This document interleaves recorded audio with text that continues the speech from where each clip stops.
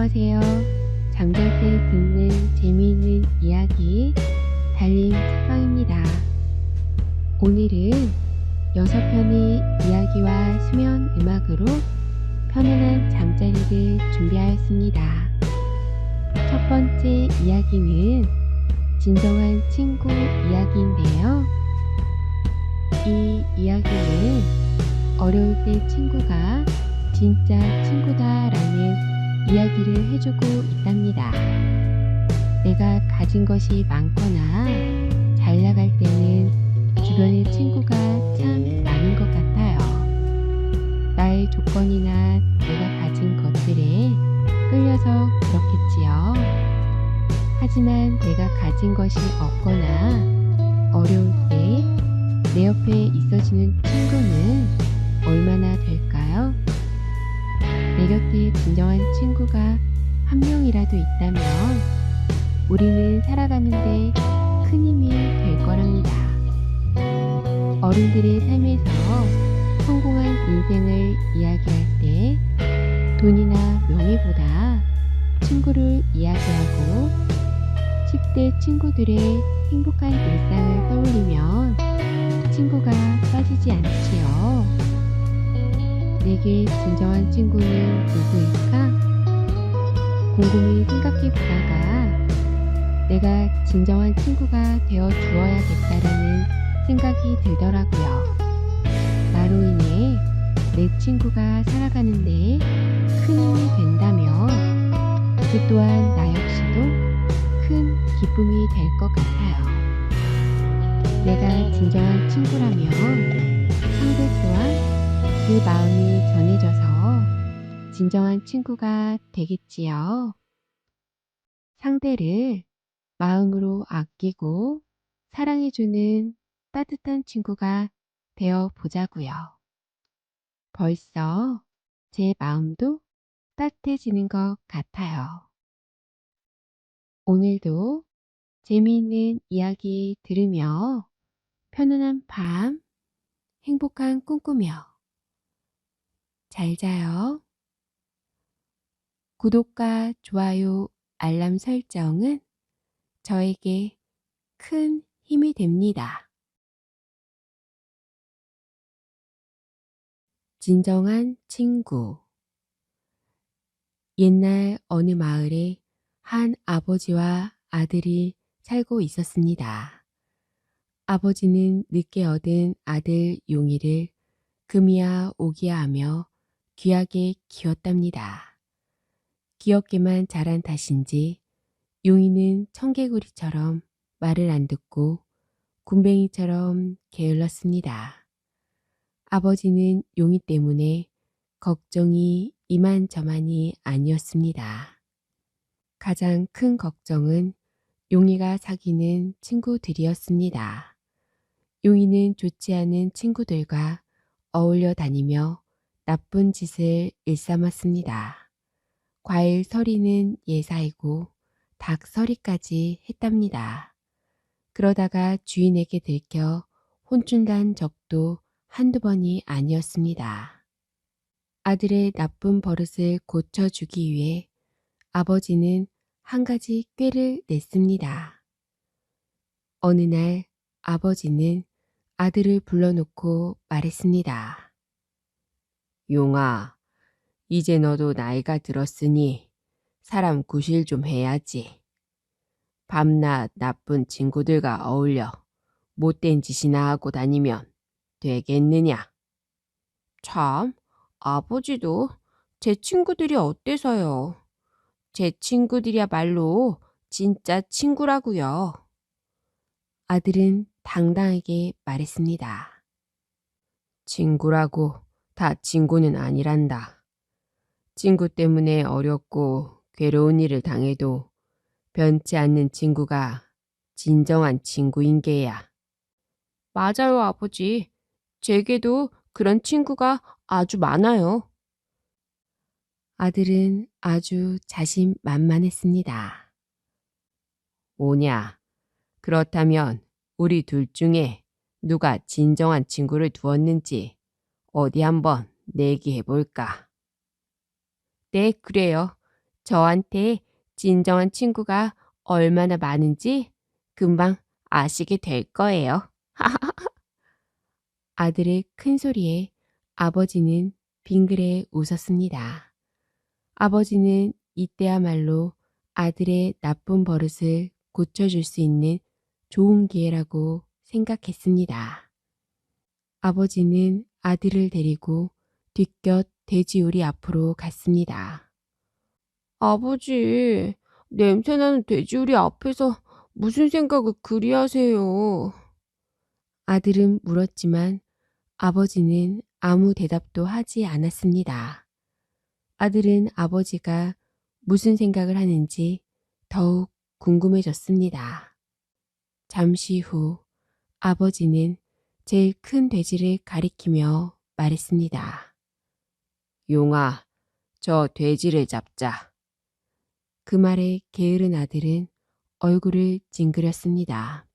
하지만 곧 옳지, 내길 끝내고 잔치를 여시려나 보다. 이렇게 생각하고 얼굴에 다시 환한 웃음을 피웠습니다. 아들은 두 말 않고 아버지를 도와 돼지를 잡았습니다. 아들이 무슨 생각을 하는지 아버지는 금세 알아차렸답니다. 하지만 게으른 아들이 땀을 뻘뻘 흘리며 열심히 일하는 모습을 보고 아버지의 입가에는 초승달 같은 미소가 피어났습니다. 그래, 우리 용인만 잘 된다면야 아까울 게 뭐가 있을꼬. 아버지는 아들이 나쁜 친구들을 멀리하고 착한 아이가 되길 바랬습니다. 용아, 몽석과 들것을 준비하여라. 아들은 흥겹게 벌일 잔치 생각에 군말 없이 아버지가 시키는 대로 했습니다. 아버지가 다시 아들에게 말했습니다. 얘야, 이제 준비가 다 됐으니 멍석에 삶은 돼지를 싸서 들것에 실어라. 이번에도 아들은 아버지의 말에 순순히 따랐습니다. 용아, 앞장서라. 내가 진짜로 진하다고 생각하는 친구 집으로 가자. 아버지, 우리 집에서 잔치를 벌이는 게 아니었어요? 아, 제 친구 집에 가서 잔치를 벌이시려는 거로군요. 그렇죠? 내가 내 친구를 봐야 잔치를 벌이든 안 벌이든 할 게 아니냐.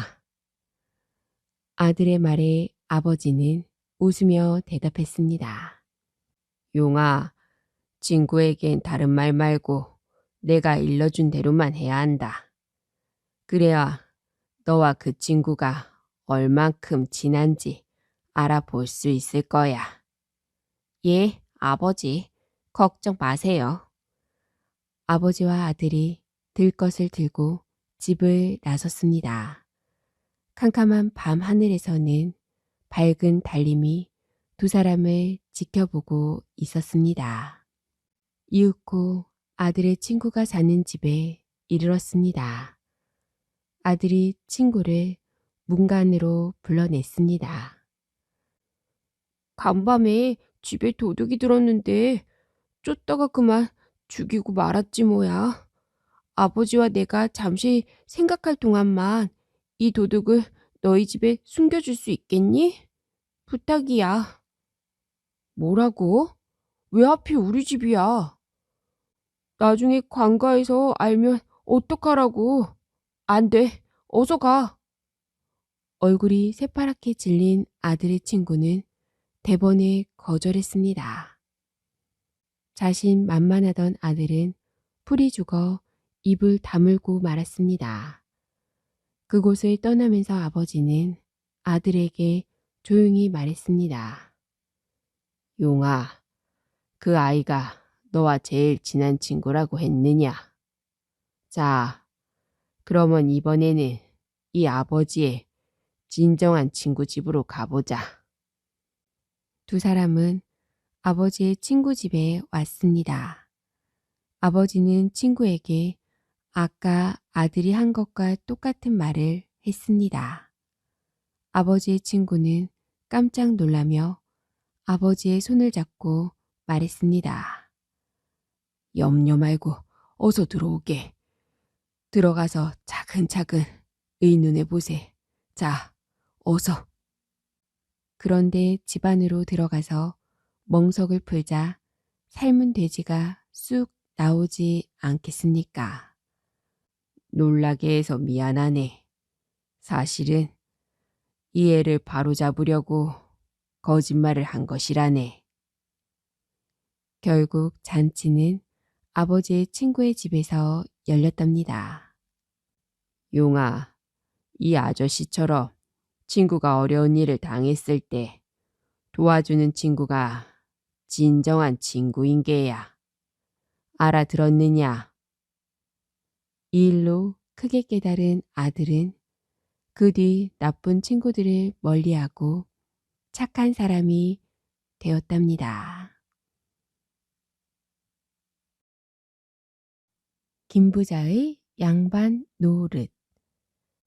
옛날 강원도 정선에 박시성을 가진 양반이 살았습니다. 그는 아는 게 많고 점잖았지만 글만 읽어온 터라 쌀 한 톨 제 손으로 구할 수 없었습니다. 한 대, 두 대, 고을에서 빌려 먹기 시작한 쌀이 어느덧 천석을 넘었습니다. 보다 못한 고을 사또가 으름장을 놓았습니다. 사흘 안에 쌀을 갚지 않으면 옥에 가두겠다고 말입니다. 박 양반네 딱한 소식은 이웃 마을에까지 퍼졌습니다. 비단 장사를 하는 김부자 귀에도 들어갔습니다. 김부자가 한참 고민하다 식구들에게 말했습니다. 우리가 먹을 걱정, 입을 걱정은 하지 않고 이렇게 산다만 양반 노릇을 못하는 게 영 아쉽구나. 마침 사정이 딱한 양반이 있으니 우리가 그 빚을 대신 갚아주고 양반 자리를 사면 어떻겠느냐. 부인과 아들은 아주 좋아했습니다. 다음 날 김부자는 쌀을 싣고 박 양반을 찾아갔습니다. 박 양반은 김부자의 말에 쉽게 대답할 수가 없었습니다. 돈 때문에 양반 자리를 판다는 게 부끄러웠습니다. 하지만 밥을 굶는 식구들을 생각해 양반 자리를 팔기로 했습니다.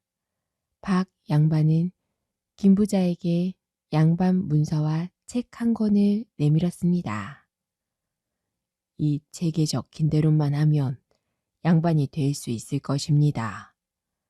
그러면서 김부자에게 허리를 숙여 인사했습니다. 태어나서 처음 인사받은 김부자는 으쓱했답니다. 양반이 되자 모든 게 달라졌습니다. 어제까지만 해도 꼿꼿하게 서서 하인대하듯 하던 양반들이 김부자에게 깍듯이 인사를 하는 게 아니겠습니까? 허물없이 지내던 이웃도 똑바로 쳐다보지 못하고 굽실거렸습니다. 으르렁거리던 이웃집 누렁이도 고분고분한 것 같았습니다. 김부자 아들들은 신이 나서 고개를 빳빳하게 들고 마을을 누비고 다녔습니다. 그날 저녁 밥상머리에서 아들들이 낮에 있었던 일을 앞다투어 이야기했습니다. 그러자 김부자가 박 양반이 준 책을 펼쳐 보이며 말했습니다. 어허, 양반은 밥상머리에서 시끄럽게 말하지 않는 법이다. 이번에는 국을 떠먹는 마다들에게 말했습니다. 양반은 국을 먹을 때 소리를 내면 안 되느니라. 부인이 큰 소리로 하인을 부르자 또 한마디 했습니다. 부인, 사람을 부를 때는 조용히 목소리를 길게 빼야 한다오. 모두들 양반 되기가 퍽 까다롭다며 머쓱하게 웃었습니다. 그러던 어느 날이었습니다. 튼실하던 맏아들이 시름시름 앓았습니다. 좋아하는 고기 반찬을 주어도 먹는 둥 마는 둥 하고 얼굴은 누렇게 뜨고 트림만 픽픽 해댔습니다. 김 부자는 용하다는 의원을 불렀습니다. 의원은 맥을 짚어보고는 고개를 절레절레 흔들었습니다. 아드님 뱃속에 독하고 구린 것들이 잔뜩 들어있습니다. 이것들을 빼내야 하는데 저로서는 방법이 없습니다. 김 부자는 아들의 손을 잡고 눈물을 흘렸습니다. 아들아, 대체 어디가 그렇게 아프단 말이냐? 그러자 맏아들이 겨우 대답했습니다. 아버지, 방귀를 못 뀌어서. 양반은 방귀를 뀌면 안 된다고 하기에 참았더니. 김 부자는 맏아들에게 조용히 말했습니다. 그럼 아무도 없는 데서 뀌면 될 것을. 김 부자는 울어야 할지 웃어야 할지 몰랐습니다. 며칠 뒤 이번엔 둘째 아들이 비를 쫄딱 맞고 들어왔습니다. 그날 저녁부터 으슬으슬 앓더니 아주 심한 감기에 걸리고 말았습니다. 그렇잖아도 몸이 약한 터라 큰 병이라도 걸릴까 걱정이 돼 또 의원을 불렀습니다. 의원은 한시름 놓아도 된다며 약을 주고 갔습니다. 약을 다려 먹이자 둘째 아들이 정신을 차렸습니다. 김 부자와 부인은 둘째 아들에게 물었습니다. 대체 왜 비를 다 맞고 다닌 거냐? 도롱이를 쓰거나 그도 없으면 뛰어올 것이지. 둘째 아들이 대답했습니다. 양반은 비가 와도 도롱이를 쓰거나 출삭대며 뛰어서는 안 된다기에 뒷짐지고 천천히 걸어왔습니다. 김 부자는 둘째 아들의 말에 혀를 끌끌 찼습니다. 아들들이 병을 앓고 나자 김 부자는 양반이 된 게 그다지 달갑지 않았습니다.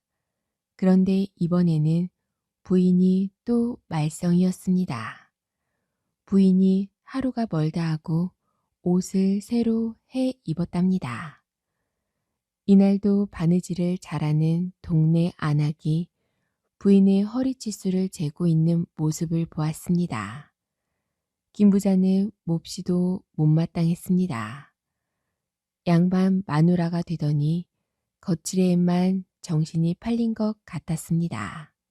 김 부자는 안악이 돌아간 뒤 부인에게 따져 물었습니다. 아무리 겉모양새가 중요한 양반이라지만 하루가 멀다 하고 옷을 해 입으면 어떡하오? 그러자 부인이 서운한 듯 말했습니다. 누군들 이러고 싶은 줄 아세요? 양반 부인은 외출을 삼가고 집안에서 술을 놓거나 책을 봐야 한다기에 그렇게 했더니 살이 쪄서 몸에 맞는 옷이 없지 뭐예요. 김 부자와 부인은 울상을 지으며 한숨을 푹푹 내쉬었습니다. 그러던 어느 날 고을의 양반들이 모두 모여 중요한 회의를 한다는 소식이 왔습니다. 김 부자는 양반 노릇이 아직 서툴러 내키지 않았지만 양반은 모두 가야 하는 자리라 피할 수 없었습니다. 부인이 가장 좋은 옷을 꺼내주며 김 부자에게 단단히 부탁했습니다. 양반으로서 지켜야 할 것들을 꼭 기억하세요. 괜한 실수를 했다가는 웃음거리가 될 거예요. 김 부자는 무거운 마음으로 집을 나섰습니다. 회의가 열릴 대갓집에는 이미 많은 양반들이 와 있었습니다. 김 부자는 양반들을 찬찬히 둘러보았습니다. 그런데 양반들은 거짓과 허풍만 가득했습니다. 잘난 체 하려고 일부러 어려운 말만 쓰는 사람, 예의를 차린답시고 더운데도 옷을 몇 벌씩 껴입은 사람도 있었습니다. 물 한 잔에 배부르다며 이를 쑤시고 앉아있는 사람도 있었습니다. 김 부자는 기가 막혀서 그 자리를 박차고 나왔습니다. 집으로 돌아온 김 부자는 갓을 벗어던지며 말했습니다. 양반 좋다더니 양반 노릇하다가 자식들은 앓기나 하고 부인은 뚱뚱해지고 쓸데없는 예의 차리고 낯간지러운 거짓말 하느라 양반이 사람 잡는구나. 아이고, 양반 노릇 그만하고 우리 편한 대로 살자꾸나. 김 부자의 말에 식구들은 만세를 불렀습니다. 부인과 아들들도 양반 노릇하느라 무척 힘들었답니다. 김 부자네는 양반 자리를 돌려주고는 다시 예전처럼 편안하고 행복하게 살았답니다. 당나귀기 임금님. 옛날 경문왕이 신라를 다스릴 때의 이야기랍니다.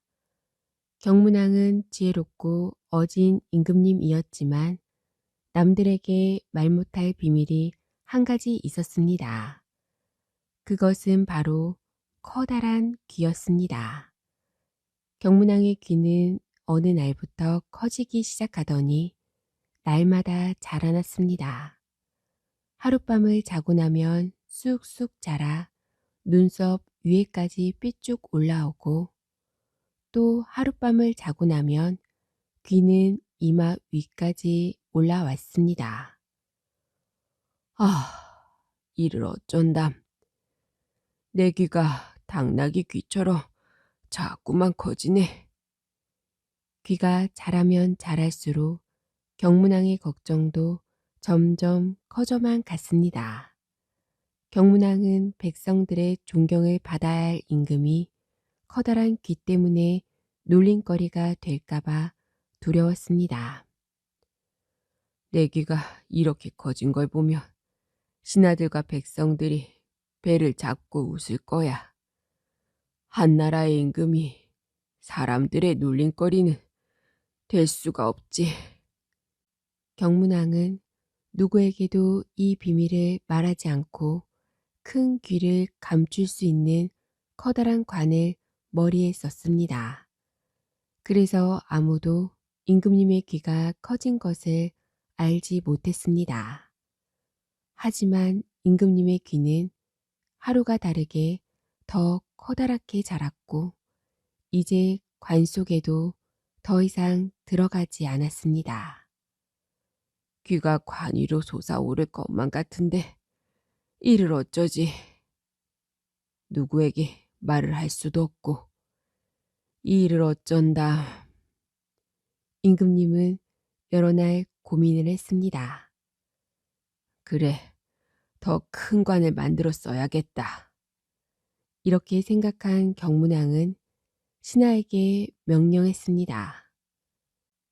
여봐라, 당장 관을 만드는 노인을 불러라. 경문왕은 커다란 귀를 감출 수 있는 더 큰 관을 만들기 위해 오래전부터 관을 만들어 온 노인을 대걸로 불렀습니다. 얼마 후 노인이 도착했습니다. 경문왕은 다른 신하들을 모두 나가게 하고 노인과 단둘이 마주 앉았습니다. 노인은 전과는 다른 임금님의 모습에 의아해 했습니다. 한참을 망설이다가 드디어 경문왕이 쓰고 있던 관을 벗었습니다. 관을 벗은 임금님의 모습을 본 노인은 너무 놀라 입을 다물지 못했습니다. 임금님의 커다란 귀가 당나귀 귀처럼 쫑긋거렸기 때문이었습니다. 경문왕은 노인에게 자신의 비밀을 털어놓았습니다. 어찌 된 일인지 갑자기 내 귀가 자라기 시작하더니 이렇게 커다래졌소. 신하들과 백성들이 이 사실을 안다면 난 놀림거리가 될 것이요. 그러니 아무도 내 귀를 볼 수 없게 더 큰 관을 만들어 주시오. 노인은 너무 놀라 아무 말도 할 수 없었습니다. 한 가지 약속을 해 주시오. 내 귀가 이렇게 커다랗다는 그 사실을 누구에게도 말해서는 안 돼요. 만약 내 귀에 대한 이상한 소문이 들린다면 그대를 가만두지 않을 터이니 내 말을 명심하시오. 알겠소. 알겠습니다. 하늘이 두 쪽이 나도 절대로 입 밖에 내지 않겠습니다. 노인은 몇 번이나 약속을 하고 커다란 관을 만들었습니다. 경문왕은 노인이 만든 관이 마음에 들었습니다. 자신의 커다란 귀를 감쪽같이 숨길 수 있게 되었기 때문입니다. 백성들은 경문왕이 커다란 관을 쓴 것을 보고 수군거렸습니다. 임금님이 저렇게 커다란 관을 쓰다니 어찌 된 일이지요? 임금님의 덕이 하늘처럼 높아가니 관도 따라 높아지는 게지. 마침 관을 만드는 노인이 지나가다 이 말을 듣게 되었습니다. 노인은 속으로 웃음을 참으며 모른 채 했습니다. 하지만 생각하면 할수록 웃음을 참기가 힘들었습니다. 커다란 관을 쓰고 당나귀 같은 귀를 쫑긋거리며 신하들과 이야기를 나누는 모습을 상상해도 웃음이 터졌고 백성들이 덕이 높다고 칭송하는 임금님이 실은 당나귀 귀를 가지고 있다는 것을 생각해도 웃음이 터졌습니다. 노인은 길을 가면서도 밥을 먹으면서도 혼자서도 웃는 일이 많아졌습니다. 급기야 사람들은 노인이 이상해졌다고 생각했습니다. 아니 영감님, 왜 사람을 보고 웃는 거예요? 자네 보고 웃는 게 아니라 헤헤헤 그게 그러니까 헤헤헤 거참 실없는 양반일세. 이유 없이 웃기만 하는 노인에게 사람들은 핀잔을 주었지만 노인은 웃음을 멈출 수가 없었습니다. 단 한 번이라도 속 시원하게 임금님 귀는 당나귀 귀다 라고 큰 소리로 외치고 싶었답니다. 하지만 노인은 아무에게도 그 이야기를 할 수 없으니 답답한 노릇이었습니다. 그랬다간 목숨을 잃을지도 모르니까요. 매일 실없이 헤헤헤 웃고 다니는 노인을 사람들은 아예 미쳤다고 생각했습니다. 저 노인이 정신이 나갔구먼. 저렇게 매일 혼자 웃기만 하네 그려. 사람들은 노인을 비웃었습니다. 노인은 혼자만 알고 있는 재미있는 비밀 때문에 점점 괴로워졌습니다. 자기 가슴 속에 담아둔 비밀을 어디다 대고 시원하게 털어놓고 싶었습니다. 시간이 흘러 더 이상 참을 수 없게 된 노인은 성문 밖으로 나가 아무도 없는 대나무 숲으로 들어갔습니다. 우거진 대숲에 바람이 불어 댄잎들이 서로 스치며 쏴쏴 소리를 냈습니다. 사방을 둘러보아도 아무도 보이지 않았습니다. 노인은 대나무들에게 비밀을 털어놓자고 마음 먹었습니다. 사람이 없으니 소문이 날 리가 없을 테니까요. 노인은 입에 두 손을 모으고 있는 힘을 다해 소리쳤습니다. 임금님 귀는 당나귀 귀다. 노인의 우렁찬 목소리가 대숲에 쩌렁쩌렁 울렸습니다. 그제야 노인의 가슴은 시원하게 뻥 뚫리는 것 같았습니다. 시원하다. 노인은 한껏 가벼워진 마음으로 집에 돌아왔습니다. 얼마 후 노인은 마음 편하게 눈을 감았습니다. 그런데 노인이 죽고 난 뒤 이상한 일이 일어났습니다. 노인이 소리를 질렀던 대숲에서 바람이 불 때마다 이런 소리가 들리기 시작했습니다. 임금님 귀는 당나귀 귀다. 아무도 없는 대숲에서 분명 사람의 말소리 같은 소리가 들렸습니다. 임금님 귀는 당나귀 귀다. 대숲에서 들리는 이 소리는 금세 퍼져 경문왕의 귀에도 들어갔습니다. 경문왕은 크게 놀라 신하를 대숲에 보냈습니다. 행여 사람이 숨어서 소리를 지른다면 당장 잡아오라고 일렀습니다. 하지만 대숲에는 아무도 없었고 바람이 불 때마다 여전히 임금님 귀는 당나귀 귀다 라는 소리만 들렸습니다. 경문왕은 당장 명령을 내렸습니다. 그 대나무들을 죄다 베어버려라. 신하들이 대나무를 모두 베어버리자 소리도 잠잠해졌습니다. 그 후 몇 년이 지나 한 농부가 대숲이 있던 자리에 산수유 나무를 심었습니다. 그런데 산수유 나무들이 자라자 다시 이상한 소리가 들리기 시작하였습니다. 임금님 귀는 당나귀 귀다. 그 소문은 다시 온 나라에 퍼졌습니다. 소문을 들은 경문왕은 이제 자신의 비밀을 백성들이 모두 알게 되었다고 생각했습니다. 그래서 산수유 나무를 베어버리라는 명령을 내리지 않았습니다. 그때 한 신하가 조심스럽게 말했습니다. 임금님의 귀가 큰 것은 부끄러운 일이 아닙니다. 그 큰 귀로 백성들의 말에 귀를 기울인다면 온 백성들이 임금님을 우러러 볼 것입니다. 사려 깊은 신하의 말에 경문왕은 고개를 끄덕였습니다. 경문왕은 그 뒤부터 커다란 관 속에 꽁꽁 숨겨두었던 귀를 감추지 않고 백성들의 말에 귀를 기울이기 시작하였습니다. 임금님 귀는 당나귀 귀다. 라는 소리에도 가슴 졸이지 않았습니다.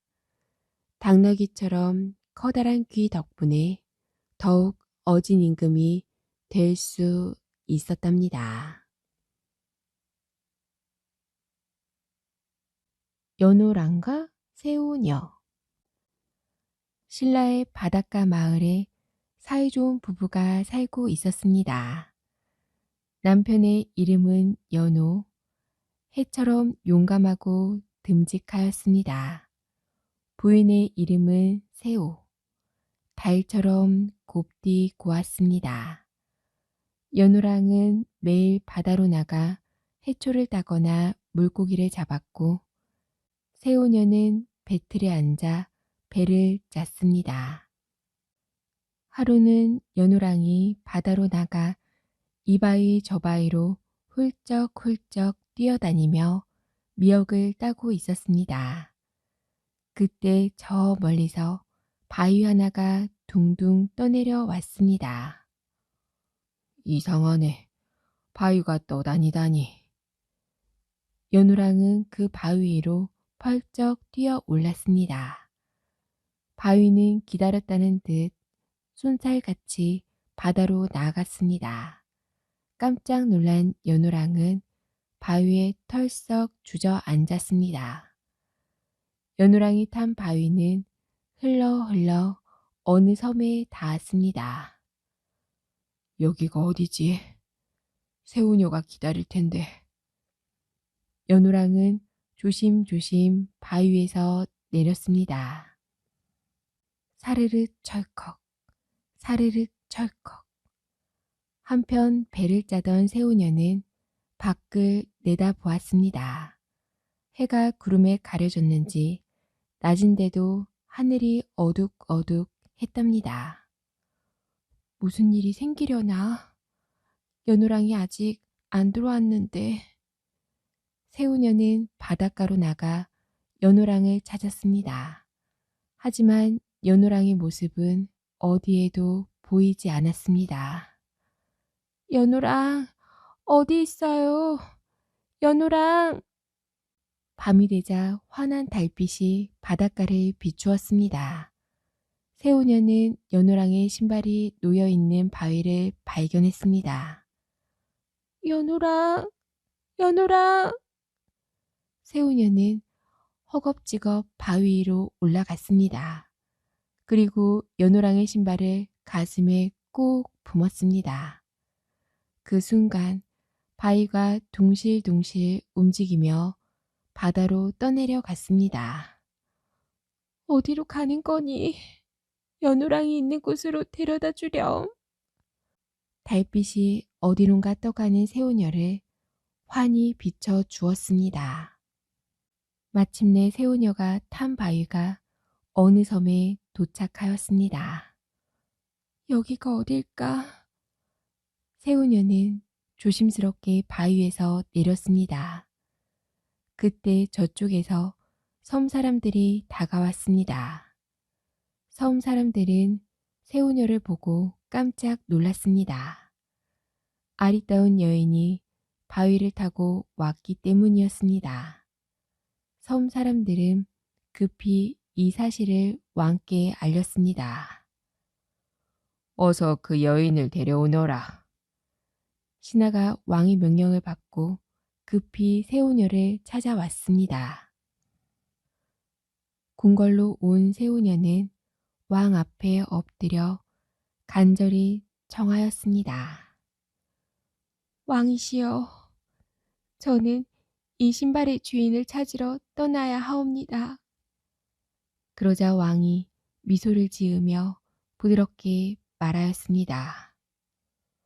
고개를 들어 나를 보시오. 새우녀는 조심스레 고개를 들었습니다. 새우녀는 왕의 얼굴을 보고 깜짝 놀랐습니다. 그토록 찾아 헤매던 연호랑이 눈앞에 있었습니다. 연호랑! 새우녀. 둘은 서로 부둥켜 안았습니다. 연호랑은 새우녀의 손을 꼭 잡았습니다. 새우녀, 그날 나는 바위를 타고 이곳에 왔다오. 혹시나 해서 바위에 신발을 벗어두고 내렸었지. 그런데 섬 사람들은 내가 신비한 바위를 타고 왔다며 나를 왕으로 받들었소. 이것이 다 하늘의 뜻이 아니고 무엇이겠소. 연호랑은 곧 새우녀를 왕비로 삼았습니다. 그 무렵 신라에는 큰일이 일어났습니다. 해와 달이 빛을 잃어 낮이나 밤이나 캄캄했습니다. 사람들은 이리 가다 쿵, 저리 가다 쿵 서로 부딪혔습니다. 아이고, 아야, 누구랑 부딪힌 거야? 곡식과 과일은 햇빛을 보지 못해 시들시들 누렇게 죽어갔습니다. 이러다 모두 죽는 거 아니에요. 사람들은 어둠 속에서 두려움에 벌벌 떨었습니다. 신라의 아달라 왕은 급히 점치는 신하를 불렀습니다. 여봐라, 나라에 이런 일이 왜 생겨난 것이냐.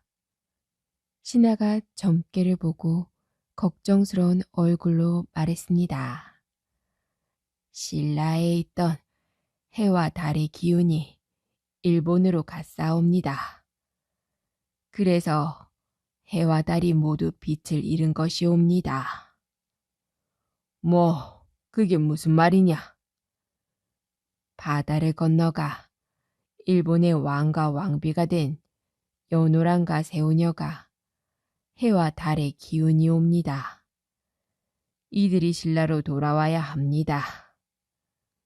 아달라 왕은 서둘러 일본에 사신을 보냈습니다. 사신은 여노란과 세우녀에게 신라에서 일어난 일을 모두 전하였습니다. 신라의 해와 달이 빛을 되찾으려면 두 분께서 돌아오셔야 하옵니다. 하지만 연호랑은 고개를 저었습니다. 내가 이 나라에 온 것은 하늘의 뜻이오.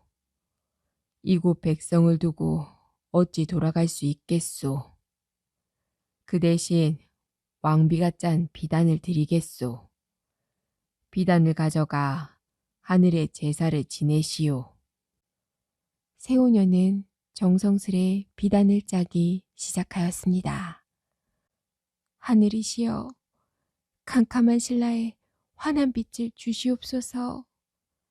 아침이면 뜨겁게 떠오르는 찬란한 햇빛과 밤이면 고요하게 세상을 비추는 영롱한 달빛을 신라 곳곳에 내려주시옵소서. 세우녀가 짠 비단은 꽃처럼 곱고 깃털처럼 가벼웠습니다. 낮에는 햇빛처럼, 밤에는 달빛처럼 반짝반짝 빛나는 신비한 비단이었습니다. 사신은 신라로 돌아와 아달라 왕에게 세우녀의 비단을 전하였습니다. 오, 참으로 곱구나. 어서 이 비단으로 제사를 올리도록 하자. 아달라 왕은 크게 기뻐하며 정성껏 제사를 지냈습니다. 하늘이시여, 비단을 바치옵니다. 신라의 해와 달이 빛을 되찾게 해주시옵소서. 신라 사람들도 왕을 따라 한마음으로 빌고 또 빌었습니다. 한참 뒤 누군가 외쳤습니다. 저기 동쪽산을 보세요. 해가 솟아오르고 있어요. 환한 해가 모습을 드러내며 컴컴한 어둠을 밀어냈습니다.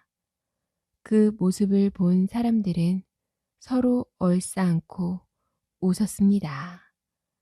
밤이 되어 해가 지자 밝은 달이 떠올랐습니다. 신라 땅에 해와 달이 다시 빛나면서 백성들은 예전처럼 평화롭게 살게 되었습니다. 아달라 왕은 여노란과 세오녀의 비단을 나라의 보물로 삼고 소중히 간직하였답니다. 서동과 선화공주. 옛날 백제에서 서동이라는 아이가 살고 있었습니다. 서동은 사람 어머니와 용 아버지 사이에서 태어났다고 전해집니다. 그리고 말을 키우다가 팔아서 먹고 산다 하여 사람들이 서동이라는 이름을 붙여 주었습니다. 서동은 어릴 적부터 엉뚱하고 당찬 데가 있었습니다.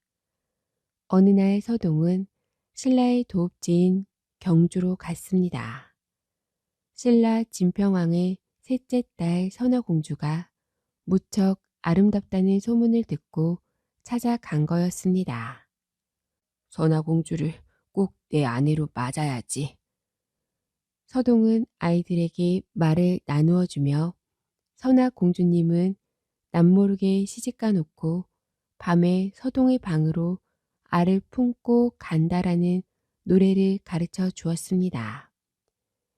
이 노래는 널리 퍼져 마침내 궁궐까지 흘러 들어갔습니다. 상감마마, 궁궐 밖에서 해괴한 노래가 불리고 있다고 하옵니다. 해괴한 노래라니, 그게 무슨 소리냐? 아래옥기 항공하오나 선하 공주님이. 신하의 입을 통해 나온 노래는 도저히 믿을 수 없는 것이었습니다. 끔찍이 아끼고 사랑하는 선하 공주에 대한 노래라 진평왕은 귀를 의심했습니다. 누가 감히 그런 노래를 부른단 말이냐? 마을마다 아이들이 놀면서 부른답니다. 널리 퍼진 것을 보면 그 노래가 사실인 듯 하옵니다. 진평왕은 노여움에 몸을 부르르 떨었습니다.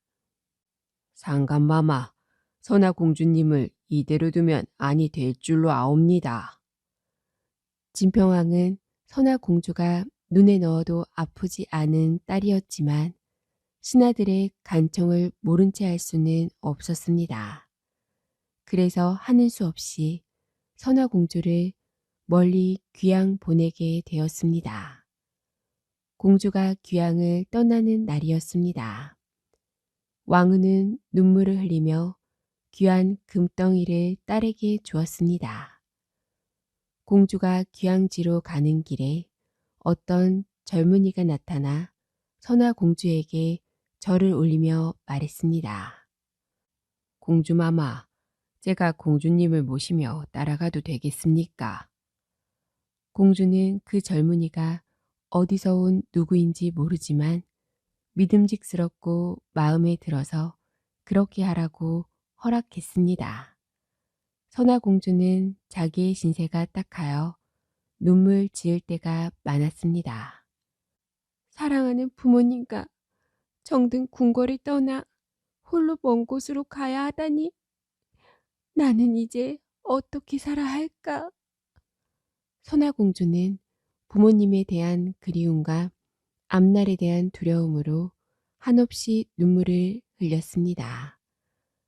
그때마다 곁에서 든든히 지켜주는 사람은 바로 서동이라는 젊은이였습니다. 선하공주는 차츰 눈물 대신 웃음을 짓게 되었습니다. 두 사람은 서로 사랑하게 된 것입니다. 서동은 마침내 비밀을 털어놓았습니다. 사실은 내가 그 노래 속의 서동이라오. 당신이 바로 서동이란 말이에요. 선하공주는 처음에는 어리둥절했지만 곧 모든 것을 알게 되었습니다. 그 노래가 거짓이 아니라 사실이 되었군요.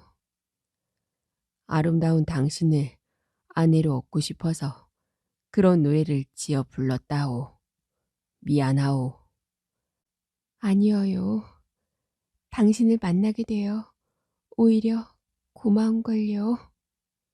선하공주는 얼굴을 붉히며 수줍게 말했습니다. 서동과 선하공주는 경주에서 멀리 떨어진 백제 땅에 이르러 그곳에서 함께 살아가게 되었습니다. 선하공주는 어머니가 준 금을 내놓았습니다. 이게 무엇이요? 이것만 가지면 우리는 부자로 살 수 있어요. 서동은 금을 살펴보며 말했습니다. 어릴 때 말을 캐다가 이것이 흙 속에 많이 묻혀 있는 것을 보았소. 그 말에 공주는 깜짝 놀랐습니다. 이것은 무척 귀한 거예요. 그 말이 사실이라면 금을 캐어다가 부모님께 갖다 드리면 어떨까요? 좋소. 그렇게 합시다. 서동은 어릴 때 말을 캐던 곳에 가서 금을 찾아 모았습니다. 그러자 금이 산더미처럼 쌓였습니다. 서동은 용화산에 있는 사자사라는 절을 찾아가 지명법사를 만났습니다. 스님, 산더미처럼 많은 금을 신라의 궁궐로 보내려고 하는데 어떻게 하면 좋겠습니까? 금을 이리로 가져오게. 서동은 금을 옮겨다가 사자사 앞에 쌓았습니다. 공주는 궁궐에 계신 부모님께 편지를 썼습니다. 지명법사는 도술로 순식간에 금과 편지를 신라의 궁궐로 옮겨 주었습니다. 그러자 궁궐에서는 야단이 났습니다. 상감마마, 하룻밤 사이에 궁궐 앞마당에 금이 산더미처럼 쌓였습니다. 뭐라고? 진평왕은 깜짝 놀랐으나 선화 공주의 편지를 읽고 어떻게 된 일인지 알게 되었습니다. 진평왕은 선화 공주가 서동과 잘 살고 있다는 소식에 마음이 놓였습니다. 진평왕은 지명법사에게 편지를 보내면서 그때마다 선화 공주와 서동의 안부를 물었습니다. 서동은 훗날 백제 왕이 되었습니다. 바로 백제 제30대 무왕이랍니다. 어느 날 무왕이 왕비가 된 선화 공주와 함께 사자사에 가려고 용화산 밑에 있는 큰 연못가를 지날 때였습니다. 연못에서 미륵 삼존불이 나오더니 왕의 수레 앞에 인사를 하는 것이었습니다. 임금과 왕비가 되신 것을 축하드리옵니다.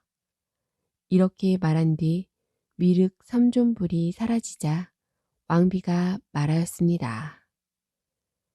여기에 절 하나를 지어주세요. 그렇게 하지요.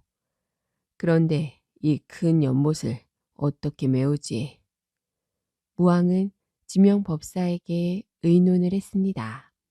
지명법사는 또다시 도술로 산을 허물어 연못을 메우고 그곳에 미륵사라는 절을 세웠습니다.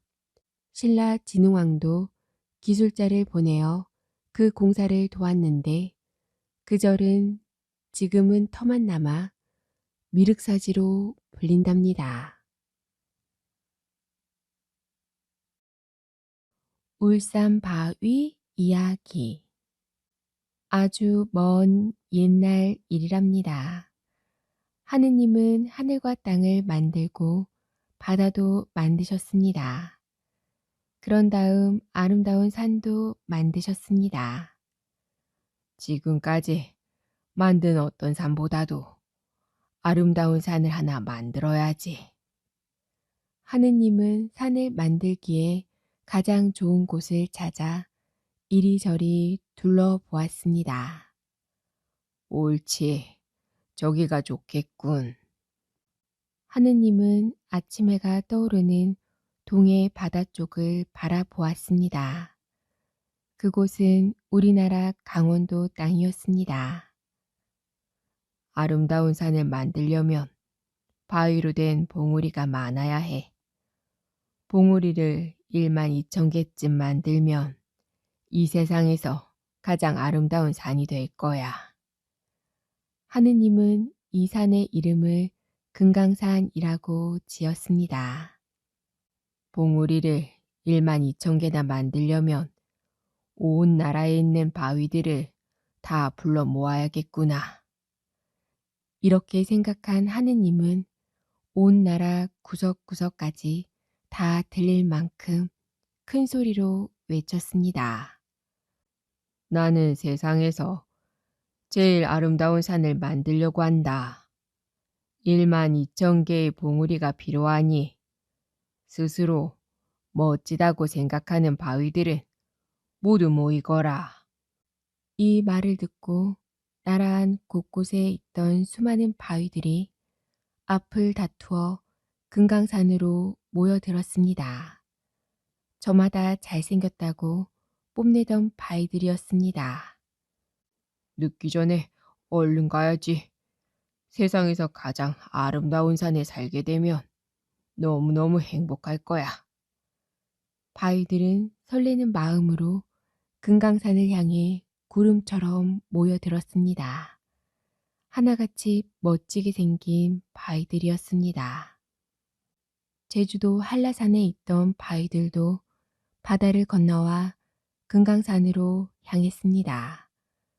지리산과 속리산에 있던 바위들도 허겁지겁 금강산으로 모여들었습니다. 경상도 울산에 있던 큰 바위도 금강산을 향해 길을 떠났답니다. 울산 바위는 아주 느린 보였습니다. 몸집이 워낙 컸답니다. 그렇지만 부지런히 금강산을 향해 갔습니다. 울산 바위가 땀을 뻘뻘 흘리며 설악산 마루에 도착하자 뉘엿뉘엿 해가 지고 어두워지기 시작하였습니다. 피곤하기도 하고 날도 저물었으니 여기서 하룻밤만 쉬어 가야겠다. 이튿날 날이 밝자 울산 바위는 서둘러 길 떠날 준비를 했습니다.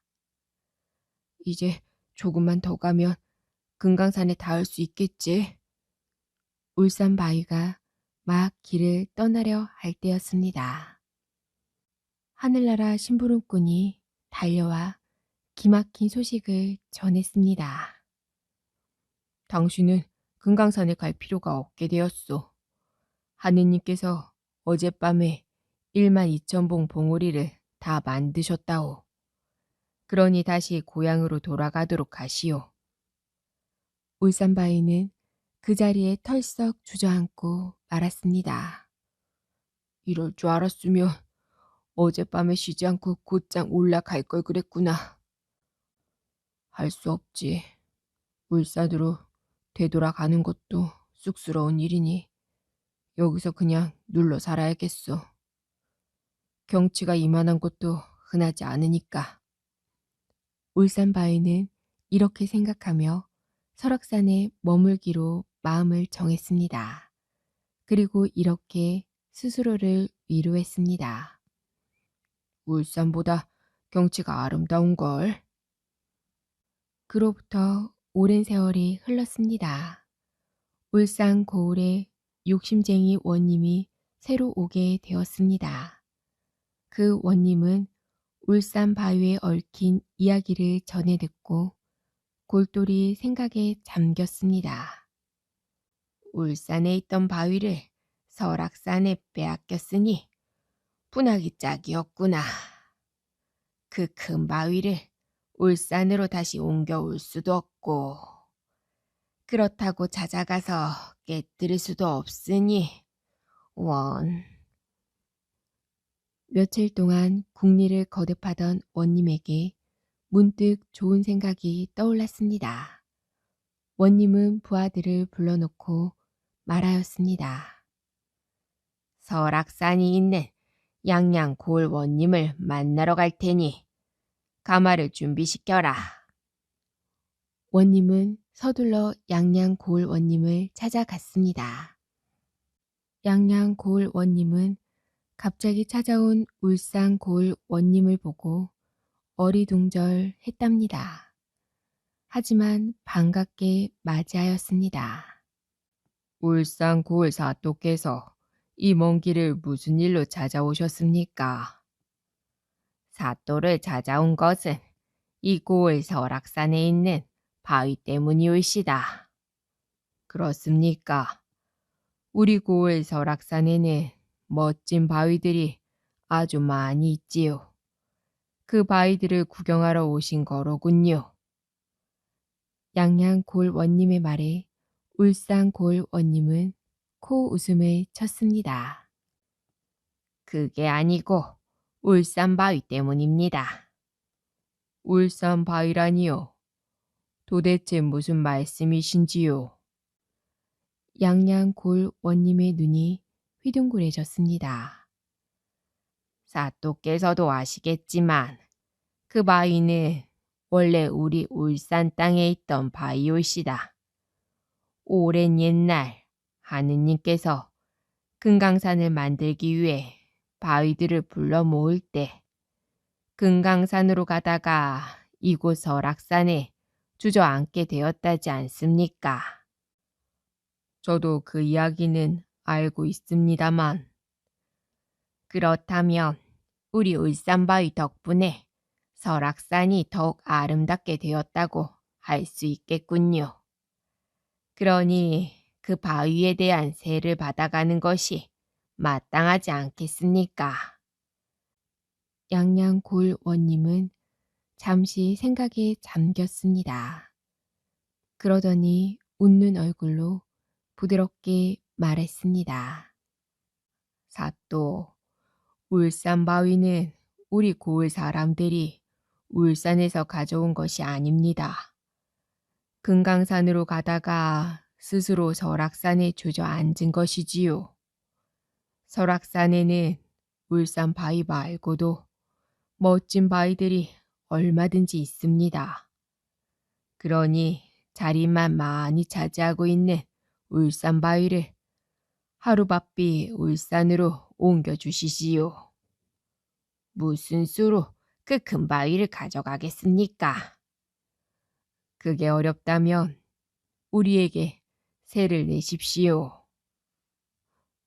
울산 고로님은 더 이상 입을 열지 못했습니다.